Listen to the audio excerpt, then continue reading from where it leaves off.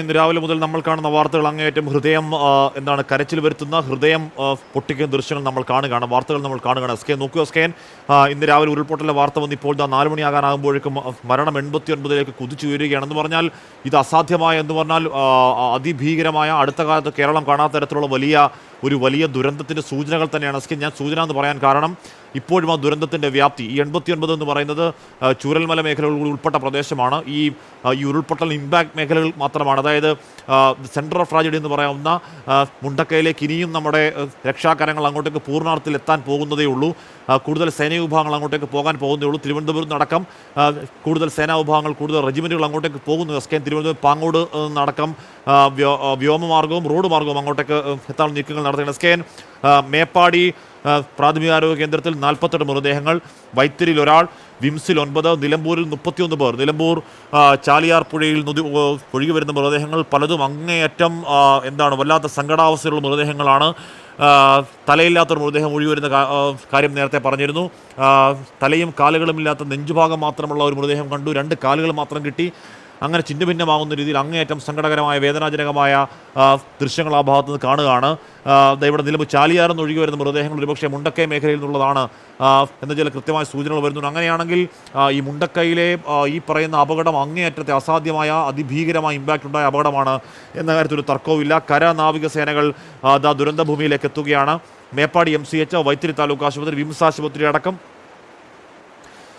പ്രിയപ്പെട്ട പ്രേക്ഷകർ കാണുന്നത് ഇത് പാലം പണിയാനുള്ള സന്നാഹങ്ങളുമായി സൈനികർ എത്തുന്നതാണ്. അവിടെ ആകെ ഒരു പാലം മാത്രമാണ് ഈ മേഖലകളെ ബന്ധിപ്പിക്കുന്നത്. ആ പാലം പൊളിഞ്ഞതോടെ ഈ ഭൂഖണ്ഡങ്ങൾ രണ്ടും രണ്ടായി ഒരു തരത്തിൽ ബന്ധമില്ലാത്ത അവസ്ഥയിലേക്ക് കാര്യങ്ങൾ മാറിയിരുന്നു. എന്നാൽ ഇപ്പോൾ അവിടെ പാലം നിർമ്മാണം തുടങ്ങിയിരിക്കുന്നുണ്ട്. 332 അടി ഉയരത്തിലുള്ള പാലമാണ് നിർമ്മിക്കുന്നത്. ആ പാലം നിർമ്മിക്കൽ ഏറ്റവും പ്രധാനമാണതിന് കാരണം ഇപ്പോൾ അങ്ങോട്ടേക്ക് എത്തിയത് കയറ് കെട്ടിപ്പോയതാണ്.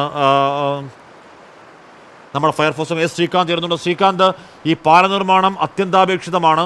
പാലം അടിയന്തരമായി എന്ന് പറഞ്ഞാൽ വെളിച്ചം പോകുന്നതിന് മുൻപ് തന്നെ പൂർത്തിയാക്കും എന്ന് കരുതാവോ ശ്രീകാന്ത്? ഈ മുണ്ടക്കൈയിലേക്ക് പോകുന്നതിന് വേണ്ടി സൈന്യം ഈ ചൂരൽമല ഭാഗത്തേക്ക്, ഇവിടെ ഈ രക്ഷാദൗത്യം നടന്നുകൊണ്ടിരിക്കുന്ന ഭാഗത്തേക്ക് എത്തിയിരിക്കുന്നു. ഒരു പക്ഷേ അവർ ആദ്യം അക്കരെ കരയിലേക്ക് പോയി അവിടെ തങ്ങളുടെ രക്ഷാദൗത്യം ആരംഭിച്ചതിന് ശേഷം ആയിരിക്കാം ഇവിടേക്ക് ഈ പാലപ്പണി അടക്കമുള്ള നടപടികളിലേക്ക് കടക്കുന്നത്. കാരണം ഇപ്പോഴും കുത്തൊഴുക്ക് ഈ നദിക്ക് കുറുകെയുണ്ട്. ഈ പ്രദേശത്ത് തൽക്കാലം പാലപ്പണി അടക്കമുള്ള നടപടികളുമായി നിന്നാൽ ഒരു പക്ഷേ ഈ രക്ഷാദൗത്യത്തിനെ അത് കാര്യമായി ബാധിക്കാനിടയുണ്ട്. നേരത്തെ നദിക്കരയിലൂടെ മുണ്ടക്കൈ ഭാഗത്തേക്ക് പോകും എന്നുള്ളതാണ് വിവരം കിട്ടിയിരുന്നത്. പക്ഷേ നിലവിലിപ്പോൾ ഈ ദൃശ്യങ്ങളിൽ കാണുന്നത് ഈ നദി മറികടന്ന് ഒരു പക്ഷേ ഈ കയറിലൂടെ ആയിരിക്കും ഇവർ അക്കരെ കരയിലേക്ക് പോകുന്നത്. ഈ മുണ്ടക്കൈയിൽ പോകുന്നതിന് ഈ കയറിലൂടെ ആയിരിക്കും സേനാംഗങ്ങൾ പോകുന്നത്. അവിടെ പോയി തിരച്ചിൽ നടത്തി ആ തെരച്ചിലിനൊടുവിലായിരിക്കും ഒരു പക്ഷേ അവരെ കൊണ്ടുവരാൻ സാധ്യത. കാരണം പാലം പണി അടക്കമുള്ള കാര്യങ്ങളുമായി നിന്നാൽ ഒരു പക്ഷേ സാഹചര്യം സമയം കൂടുതൽ പോകാനും സമയം നഷ്ടപ്പെടാനും സാധ്യതയുണ്ട്. ഞങ്ങളുടെ രക്ഷാദൗത്യം ആരംഭിച്ചതിന് ശേഷം ആയിരിക്കാം ഇവിടേക്ക് ഈ പാലം പണി അടക്കമുള്ള നടപടികളിലേക്ക് കടക്കുന്നത്. കാരണം ഇപ്പോഴും കുത്തൊഴുക്ക് ഈ നദിക്ക് കുറുകെയുണ്ട്. ഈ പ്രദേശത്ത് തൽക്കാലം പാലം പണി അടക്കമുള്ള നടപടികളുമായി നിന്നാൽ ഒരു പക്ഷേ ഈ രക്ഷാദൗത്യത്തിനെ അത് കാര്യമായി ബാധിക്കാനിടയുണ്ട്. നേരത്തെ നദിക്കരയിലൂടെ മുണ്ടക്കൈ ഭാഗത്തേക്ക് പോകും എന്നുള്ളതാണ് വിവരം കിട്ടിയിരുന്നത്. പക്ഷേ നിലവിലിപ്പോൾ ഈ ദൃശ്യങ്ങളിൽ കാണുന്നത് ഈ നദി മറികടന്ന് ഒരു പക്ഷേ ഈ കയറിലൂടെ ആയിരിക്കും ഇവർ അക്കരെ കരയിലേക്ക് പോകുന്നത്. ഈ മുണ്ടക്കൈയിൽ പോകുന്നതിന് ഈ കയറിലൂടെ ആയിരിക്കും സേനാംഗങ്ങൾ പോകുന്നത്. അവിടെ പോയി തിരച്ചിൽ നടത്തി ആ തെരച്ചിലിനൊടുവിലായിരിക്കും ഒരു പക്ഷേ അവരെ കൊണ്ടുവരാൻ സാധ്യത. കാരണം പാലം പണി അടക്കമുള്ള കാര്യങ്ങളുമായി നിന്നാൽ ഒരു പക്ഷേ സാഹചര്യം സമയം കൂടുതൽ പോകാനും സമയം നഷ്ടപ്പെടാനും സാധ്യതയുണ്ട്. 2 പ്രശ്നങ്ങളാണ് നിലവിലിപ്പോൾ മുന്നിലുള്ളത്. ഒന്ന്, രാത്രിയാകുമ്പോൾ ഈ രക്ഷാദൗത്യം ഏത് രീതിയിൽ കൊണ്ടുപോകും എന്നുള്ളൊരു ബുദ്ധിമുട്ടുണ്ട്.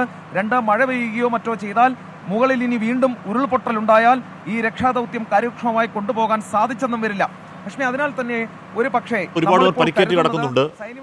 കേൾക്കാമോ? അവിടെ ഒരുപാട് പേർ പരിക്കേറ്റ് ഇപ്പോൾ കിടക്കുന്നുണ്ട്. ഒരുപാട് പേരെ കരയിലേക്ക് എത്തിക്കേണ്ടതുണ്ട്. അപ്പം കരയിലേക്ക് എത്തിക്കാനാണെങ്കിൽ ഈ പാലം പണി അല്ലാതെ എങ്ങനെയാണ് ഇവർ എത്തിക്കുക മാർഗം? അല്ലെങ്കിൽ ഇപ്പോൾ എയർലിഫ്റ്റിംഗ് ആണ്. എയർലിഫ്റ്റിങ്ങിന് ഒരു പക്ഷേ ഇനിയും അല്പസമയം കൂടി വൈകുമെന്ന പ്രശ്നം ഉണ്ടാവില്ല. ഇപ്പോൾ അവിടുന്ന് പ്രാണൻ രക്ഷപ്പെടുത്തുന്നവരെ എത്രയും പെട്ടെന്ന് കരയിലേക്ക് എത്തുക എന്നതിന് പാലം അനിവാര്യമല്ലേ ശ്രീകാന്ത്?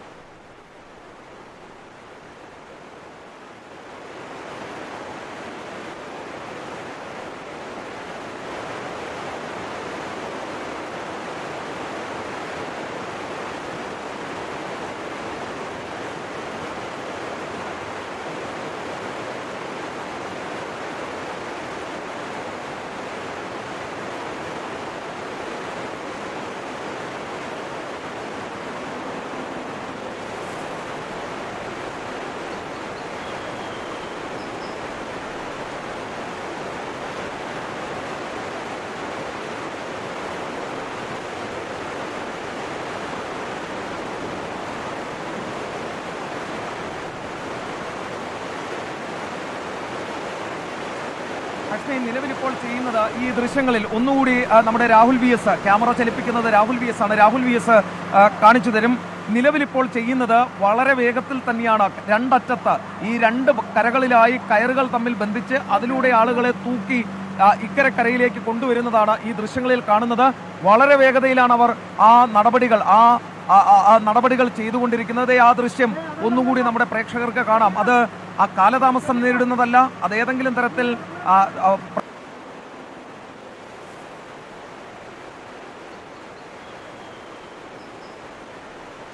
പാലം പണിക്കുള്ള സാമഗ്രികൾ സൈന്യം കൊണ്ടുവരികയാണ് ചെയ്യുന്നത്. പാലം പണി ഇപ്പോൾ തന്നെ തുടങ്ങുമോ അതോ ഈ കയറ് പിടിച്ച് മറുകര പോയി രക്ഷാദൗത്യം നടത്തിയതിനു ശേഷമാണ് പാലം പണി എന്ന കാര്യം വ്യക്തമാവുന്നത്? എനിക്ക് തോന്നുന്നു സൈന്യം ആലോചിക്കുന്നത് കയറുകൾ കെട്ടി മറുകരയിലേക്ക് പോയി എന്താണ് അവിടുത്തെ ആക്ച്വൽ സിറ്റുവേഷൻ എന്ന് കൃത്യമായി തിരിച്ചറിഞ്ഞുകൊണ്ട് അതിനുശേഷം പാലം പണി തുടങ്ങാമെന്നുള്ളതാണ് ആലോചിക്കുന്നത്. അപ്പോഴേക്കും ഒരുപക്ഷേ എയർ ലിഫ്റ്റിംഗ് സംവിധാനങ്ങൾ ഉണ്ടാകുമെന്നാണ് കരുതേണ്ടത്. അടിയന്തരമായി വേണ്ടത് മുണ്ടക്കയിലെ രക്ഷാദൗത്യമാണ്. മുണ്ടക്കയിലെ രക്ഷാദൗത്യത്തിന് അങ്ങോട്ടേക്ക് എത്താൻ സേനാ വിഭാഗങ്ങൾ ആഞ്ഞുപിടിച്ച് ശ്രമിക്കുന്ന ദൃശ്യങ്ങൾ പ്രേക്ഷകർ കാണുകയാണ്. ഇപ്പോഴും അങ്ങോട്ടേക്ക് എത്താൻ കഴിയുന്നില്ല. ഇപ്പോഴത്തെ പ്രശ്നം ഓരോ മണിക്കൂർ കഴിയുമ്പോഴും മരണസംഖ്യ വല്ലാതെ ഉയരുന്ന കാഴ്ച നമ്മൾ കാണുന്നു, നമ്മൾ കേൾക്കുന്നു. അങ്ങേയറ്റം സങ്കടകരമാണ്. അതിലേറ്റവും പ്രധാനം ഈ രക്ഷാദൗത്യത്തിൽ ഇന്നലെ രാത്രി 1 മണിക്ക് ഉരുൾപൊട്ടിയ രക്ഷാദൗത്യത്തിൽ ഈ സമയം വരെയും മുണ്ടക്കൈയിലേക്ക് കൃത്യമായി കാര്യക്ഷമമായി ആളുകൾക്ക് എത്താനോ ആളുകളെ പുറത്തേക്ക് എത്തിക്കാനോ കഴിഞ്ഞിരുന്നില്ല. അതിനൊരു പരിധിവരെ ഈ പാലം നിർമ്മാണം പരിഹാരമാകുമെന്നതിന് വേണം കരുതാൻ. അല്ലെങ്കിൽ പിന്നെ എയർ ലിഫ്റ്റിംഗ് ആണ് ആവശ്യമുണ്ടാവുക. നേരത്തെ കോയമ്പത്തൂരിൽ നിന്നും വ്യോമസേനയുടെ 2 ഹെലികോപ്റ്ററുകൾ അങ്ങോട്ടേക്ക് വന്നതാണ്. പക്ഷേ അതീവ ദുഷ്കരമായ അല്ലെങ്കിൽ അതിഭീകരമായ മഴപ്പെയ്ത്തിൽ തിരികെ പോകുമായിരുന്നു ഹെലികോപ്റ്റർ. അതിനുശേഷം വീണ്ടും വരുമെന്ന് അറിയിക്കുന്നുണ്ട്. ഇപ്പോഴും അങ്ങോട്ടേക്ക് ഹെലികോപ്റ്റർ എത്തി എയർ ലിഫ്റ്റിംഗ് പോസിബിൾ ആയിട്ടില്ല എന്ന് വേണം മനസ്സിലാക്കാൻ. വ്യോമസേനയുടെ കൂടുതൽ വിമാനങ്ങൾ ആവശ്യമെങ്കിൽ, എയർലിഫ്റ്റ് നടത്താൻ കൂടുതൽ വിമാനങ്ങൾ ആവശ്യമെങ്കിൽ അതെത്തിക്കാനുള്ള ആലോചനകൾ, ചർച്ചകൾ പ്രതിരോധ മന്ത്രാലയം നടക്കുന്നുണ്ട്. പക്ഷേ അപ്പോഴും ഹെലികോപ്റ്ററുകൾ ഈ മണിക്കൂറിലെ ദ നീഡ് ഓഫ് ദ അവർ എന്ന് പറയേണ്ട ഈ മണിക്കൂറിലെ ഏറ്റവും പ്രധാനപ്പെട്ട ആവശ്യമായി ഹെലികോപ്റ്ററുകൾ അങ്ങോട്ടേക്ക് എത്തി ഇവരെ അവിടെ എയർലിഫ്റ്റ് ചെയ്യുക എന്ന കാര്യം ഇപ്പോഴും അങ്ങോട്ട് പോസിബിൾ ആകുന്നില്ല. അല്പസമയത്തിനകം നടന്നേ മതി. ഒരു കാര്യം ഇപ്പോൾ സമയം കൃത്യം 4 മണിയാകുന്നുണ്ട്. ഇനി വെളിച്ചത്തോടുകൂടി രക്ഷാദൗത്യം നടത്താൻ കഴിയുന്ന സമയം പരമാവധി 3 മണിക്കൂറൊക്കെയാണ്. എന്നാലും 7 മണി വരെയൊക്കെയാണ്. അവിടെ ഒന്നാമത് പുകമഞ്ഞാണ്, അല്ലെങ്കിൽ തന്നെ മഴയാണ്. ഈ വെളിച്ചം നഷ്ടപ്പെട്ടാൽ ഉണ്ടാകാവുന്ന പ്രതിസന്ധി അതിരൂക്ഷമായിരിക്കും. അതുകൊണ്ട് പരമാവധി 3 മണിക്കൂറാണ് ഇനിയിപ്പം ഏറ്റവും കാര്യക്ഷമമായ രക്ഷാപ്രവർത്തനം. അതിനുശേഷം രക്ഷാപ്രവർത്തനം തുടരും. പക്ഷേ വെളിച്ചത്തിലുള്ള കാര്യക്ഷമ രക്ഷാപ്രവർത്തനം ഇനി 3 മണിക്കൂർ മാത്രമാണ്. ആ സമയം കൊണ്ട് ഈ മുണ്ടക്കൈ മേഖലയിലെ പരിക്കേറ്റ് കിടക്കുന്നവരെങ്കിലും പുറത്തേക്ക് എത്തിക്കാനുള്ള നീക്കങ്ങൾ ഉണ്ടാകുമെന്ന് തന്നെയാണ് കരുതേണ്ടത്. ഹെലികോപ്റ്ററുകൾ അങ്ങോട്ടേക്ക് എത്തുന്നു. സൈന്യത്തിൻ്റെ കൂടുതൽ സംഘം പാങ്ങോടുന്ന് വയനാട്ടിലേക്ക് എത്തുകയാണ്. അതിനുശേഷവും ഈ പറയുന്ന സെർച്ച് ലൈറ്റുകൾ ഘടിപ്പിച്ച ഹെലികോപ്റ്റർ മുഖാന്തരം രക്ഷാദൗത്യം തുടരാമെങ്കിലും രക്ഷാദൗത്യം തുടരുന്ന പ്രശ്നമില്ലെങ്കിൽ കൂടിയും വെളിച്ചത്തിൽ നടത്തുന്ന രക്ഷാദൗത്യം പോലെ അത്രത്തോളം അത് കാര്യക്ഷമമാകുമോ എന്ന സംശയം പലരും പ്രകടിപ്പിക്കും. അതിന് കാരണം അവിടെ പുകമഞ്ഞാണ്. രാത്രി ഇപ്പോൾ അല്പസമയം ഒന്ന് മഴ മാറി നിൽക്കുന്നെങ്കിൽ കൂടിയും ഇന്നും നാളെയും ഈ ഒരു 5 ദിവസം വയനാട്ടിലടക്കം അതിഭീകരമായ മഴയാണ് പ്രവചിക്കുന്നത്. വൈകുന്നേരം കൂടുതൽ മഴ പെയ്യുകയാണെങ്കിലൊക്കെ രക്ഷാദൗത്യത്തെ അത് ചെറുതായല്ല ബാധിക്കാൻ പോകുന്നത്. പ്രിയപ്പെട്ട പ്രേക്ഷകർ കാണുന്നത് ആ മേഖലയുടെ ആകാശ ദൃശ്യങ്ങളാണ്. ഏത് രീതിയിലാണ് ഈ പറയുന്ന 3 ഉരുൾപൊട്ടൽ ഒരു മേഖലയെ വല്ലാതെ ഇല്ലാതാക്കിയത് എന്ന ദൃശ്യങ്ങൾ പ്രേക്ഷകർ കാണുകയാണ്. ഒരു മേഖല ഒന്നാകെ വാഷ്ഡ് ഓഫായി പോകുന്ന സാഹചര്യമുണ്ടായി. അതിൽ പ്രധാന മുണ്ടക്കൈ തന്നെയാണ്. മുണ്ടക്കൈയിൽ ഇപ്പോഴും എന്താണ് സാഹചര്യം എന്നറിയാൻ കഴിയുന്നില്ല. അപ്പോഴും മരണം 89-ലേക്കൊക്കെ എത്തുന്ന സാഹചര്യം അതിഗുരുതരമാണ്. മരണം ഓരോ മണിക്കൂർ കഴിയുമ്പോഴും ഇന്ന് രാവിലെ 2 മരണം എന്ന കണക്കിൽ തുടങ്ങി ഇപ്പോൾ അത് 89-ലേക്ക് എത്തി നിൽക്കുന്നുവെങ്കിൽ എത്രത്തോളം വലിയ വ്യാപ്തിയിലാണെന്ന് പ്രേക്ഷകർക്ക് ഊഹിക്കാൻ കഴിയാവുന്നതേ ഉള്ളൂ. പക്ഷേ ഇനിയും അതിൻ്റെ വ്യാപ്തി വർദ്ധിക്കുമെന്ന് ആശങ്കപ്പെടാൻ പേടി തോന്നാനുള്ള കാരണം മുണ്ടക്കൈ തന്നെയാണ്. മുണ്ടക്കൈയിലാണ് ഈ ഉരുൾപൊട്ടലിൻ്റെ പ്രഭവ കേന്ദ്രം, എപ്പിക് പോയിന്റ്.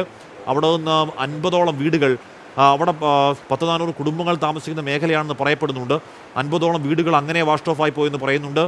ഈ ചാലിയാർ പുഴയിൽ നിന്ന് ഈ നിലമ്പൂർ മേഖലയിൽ ഇതിനോടകം തന്നെ കണ്ടെത്തിയ മൃതദേഹങ്ങളുടെ എണ്ണം കണ്ടു കഴിഞ്ഞാൽ എത്രത്തോളം ഇപ്പോൾ ചാലിയാർ മേഖലയിൽ കണ്ടെത്തിയ മൃതദേഹങ്ങളുടെ പക്ഷേ ഈ മുണ്ടക്കൈയിലേതാണ് എന്ന് ഊഹിക്കേണ്ടി വരും. അതിന് കാരണം ഈ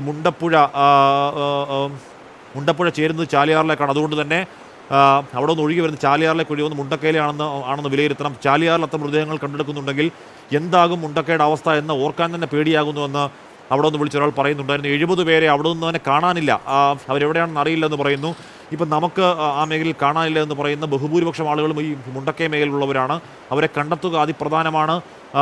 അവിടെ പല വീടുകളും പൊളിഞ്ഞു കിടപ്പാണ്. ആ വീടുകൾക്കുള്ളിൽ ആളുകൾ ജീവനോടുള്ളവരെ പുറത്തേക്ക് എത്തിക്കൽ അതിപ്രധാനമാണ്. അല്ലെങ്കിൽ പരിക്കേറ്റ് വല്ലാതെ കിടക്കുന്നവരെ പുറത്തെത്തിക്കൽ അതിപ്രധാനം. നമ്മൾ നേരത്തെ കണ്ടിരുന്നു ഒരു മനുഷ്യൻ ചെളിയിൽ പൂണ്ടു നിൽക്കുന്ന കാഴ്ച നമ്മൾ കണ്ടു. അതുപോലെയുള്ള പല പല കാഴ്ചകൾ മുണ്ടക്കൈയിലുണ്ട് എന്നാണ് അവിടെയുള്ള മുൻ പഞ്ചായത്ത് മെമ്പർ അടക്കമുള്ളവർ പറയുന്നത്. ഒരു വീടിനകത്ത് തന്നെ കുടുങ്ങിക്കിടക്കുന്ന ഒരുപാട് പേരൊക്കെ ഉണ്ട്. മാത്രമല്ല അവിടെ കുടുങ്ങിക്കിടക്കുന്ന ഈ റിസോർട്ടിൽ, ട്രീവാലി റിസോർട്ടിൽ 200 പേര്, ഒരു കുന്നിന് മുകളിൽ 250 പേര്, ഒരു ബംഗ്ലാവിൽ 250 പേര്, അങ്ങനെ ഒരുപാട് പേർ അവിടെ കുടുങ്ങിക്കിടന്ന് അവരെ രക്ഷപ്പെടുത്താൻ എയർലിഫ്റ്റിംഗ് മാത്രമാണ് പോസിബിൾ. പലരുടെയും ആരോഗ്യനില അതീവ ഗുരുതരമാണ്. പ്രേക്ഷകർ കാണുന്നത് NDRFിൻ്റെ സംഘം അവിടെ നിന്ന് കുറുകെ ഒരു പാലം നിർമ്മിക്കാനുള്ള അതിതീവ്രമായ ശ്രമത്തിലാണ്. നേരത്തെ സൈന്യം ഈ പാലത്തിലുള്ള ട്രെയിലുമായൊക്കെ അങ്ങോട്ടേക്ക് എത്തിയത്.